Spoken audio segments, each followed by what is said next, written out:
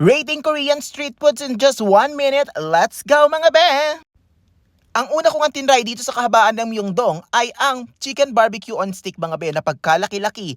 Yun yung pagkakamali ko na inuna ko to kasi nakakabusog siya kaagad. Pero in fairness masarap, 8 out of 10.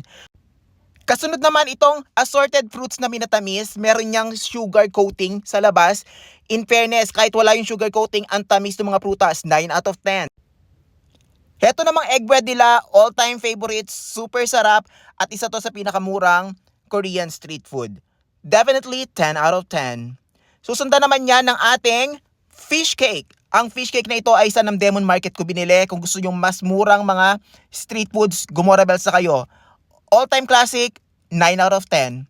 Tapos, syempre, titikman din natin ang tteokbokki. Dito rin yan sa Namdaemun Market at super sarap nito, super sulit. Ang dami ng servings, super na-enjoy ko. Definitely 10 out of 10. Yun lang mga be.